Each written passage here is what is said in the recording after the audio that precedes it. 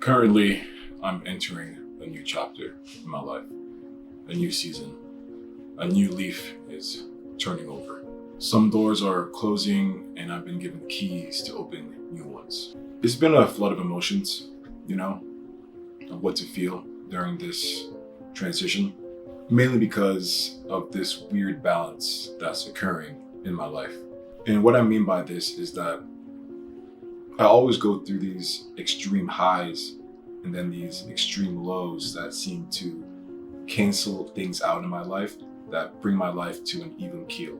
It's frightening. I will not lie to you about that. It's frightening because I've come to expect this balance to occur to the point of over anticipation.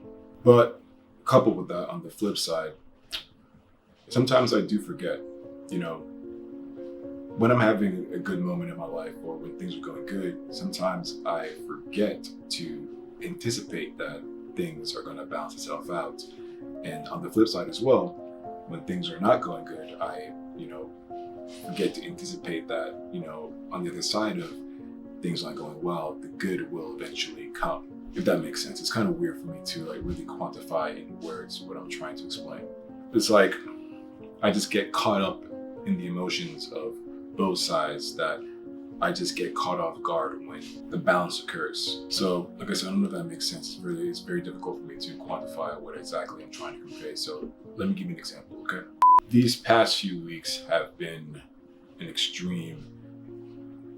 very extreme emotional roller coaster. I recently lost a very, very close family member of mine, the closest family member I've ever lost. And these emotions that I'm feeling, they're very complicated. And it's very difficult for me to really talk about what I'm experiencing without getting emotional or tearing up. It's a very, very complicated and a very, very conflicting situation that I'm going through right now with this loss. However, in the midst of this devastating loss to myself and my family, in my personal life, things were going fairly good. I was enjoying work, making gains with my writing for my next film project. Started back dating again, making new friends in the city finally. Which is very, very hard making new friends, but finally, my social circle is finally, gaining traction. However, I couldn't turn a blind eye to this loss, and I knew that, the weight of this loss was something that I was going to have to face very, very, very soon. And the weight of this loss,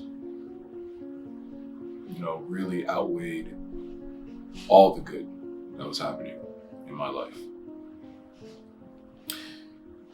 And when I finally, came to terms with, the loss of my family member, like a huge rush of fear just came over me. Just a huge wave of fear, almost terror.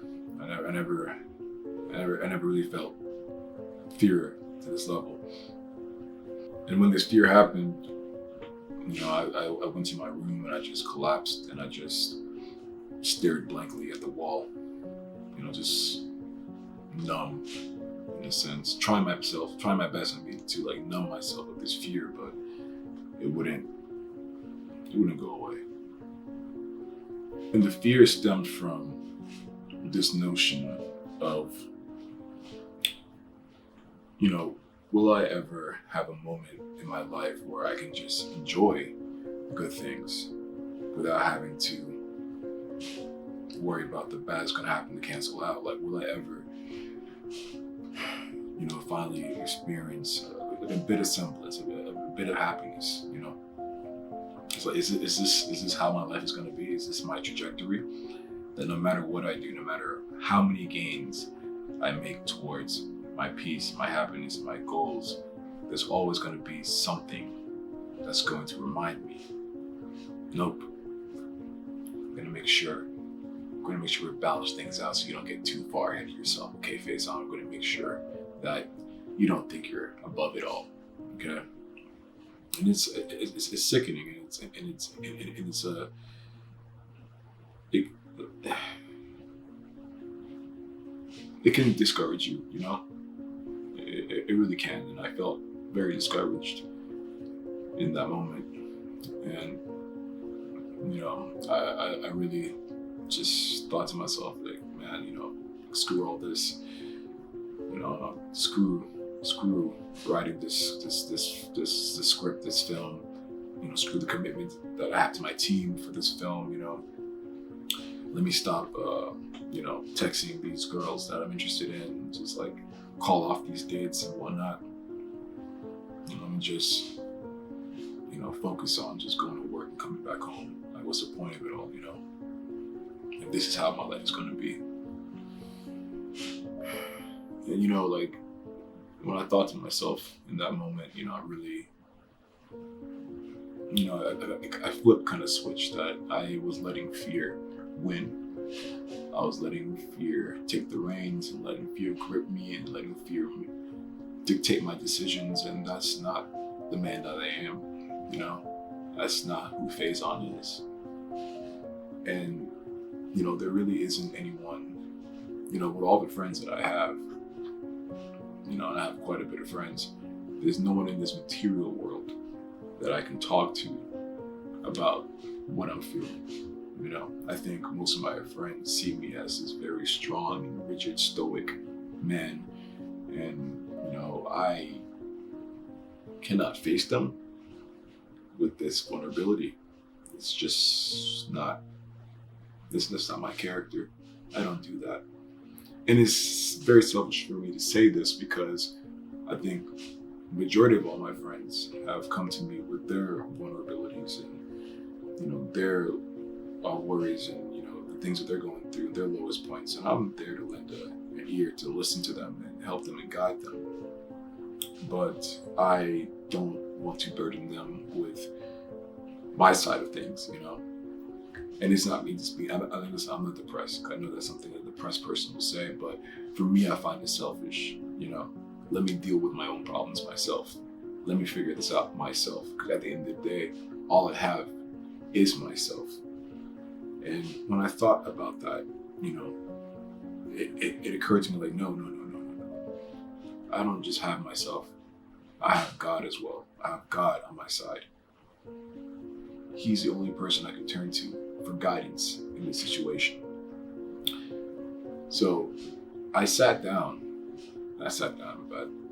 I got up and I went down to the floor and I kneeled. And I clasped my hands and I prayed to God, my Father above. And I asked him for strength and guidance. And I asked him what I should do in this time right now that I'm experiencing. And I prayed and I prayed and I prayed and I prayed, and it was very difficult to pray, with all these emotions, and all these images flooding in my head, all the noise around me. It was very difficult for me to concentrate on the prayer, but I prayed so hard, and through all the noise and everything, I heard a voice that came to me, and the voice said, "Do not fear." Like, do not fear. Like, how can I explain this to you? It was like, with all the images and everything just flooding in my head, just, there's like a whisper that said, "Do not fear." And immediately I opened my eyes, and then this calm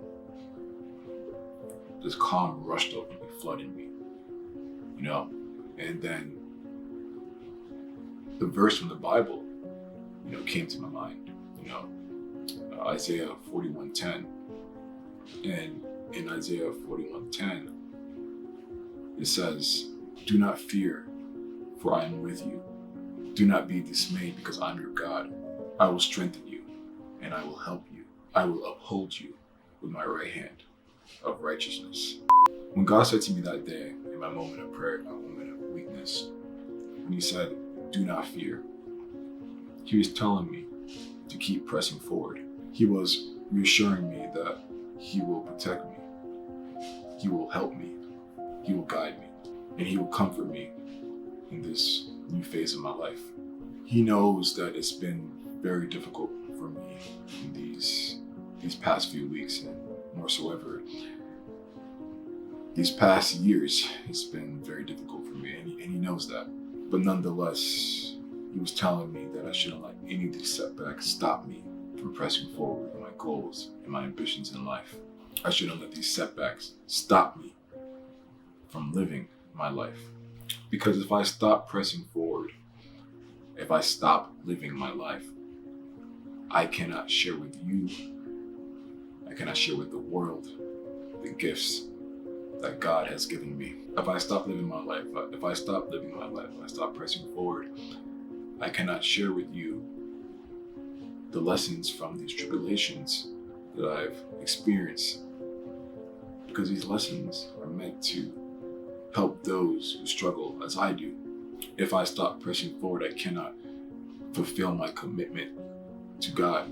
If I stop pressing forward, I cannot fulfill my purpose that God has set me here for. And I know that is something that God will not tolerate ever. To be a follower of Christ, fear is something that we all must face. Fear is something that we all must conquer.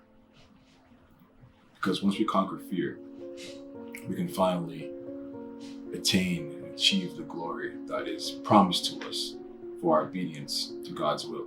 Ultimately, fear is a self-imposed boundary that we set in our minds to stop us from living our lives and to stop us from moving forward. That's all it is. It is a self-imposed boundary. And only you, with the strength God has given you, can destroy that boundary. And the strength needed to destroy that boundary is called faith. And with faith in God, you will come to understand that what is meant to be is meant to be. What is meant for you is meant for you. Because it is all part of God's plan, all part of God's will for you here on earth. So throw all your worries on Him and rest assured that the Father above has His best interests for you in mind always. And rest assured that in this next chapter of your life, He will guide you in the correct direction. To close out this video, I just want to send a message to my peers, my subscribers, and to whoever comes across this video. As I move closer in my faith, I want you to understand that I will not be holding back on a lot of the things that I know need to be addressed. I want you to understand that there are some conversations that I will not have with you because those conversations do not honor God. I want you to understand that there are many activities that I will not partake in anymore because those activities do not honor God. I want you to understand that with every struggle that I face and every obstacle I overcome just strengthens my faith in God. And that the more and more you see me, I may appear different than the old Faison,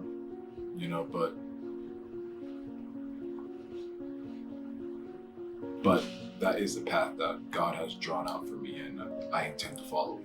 I still love all of you, and I accept you all, flaws and all. I accept you no matter what. You guys are my friends, you guys are my brothers, you guys are my sisters, and I'm still Faison. I'm still flawed as well, okay? But until then, God bless you, and may God be with you in these times. Take care.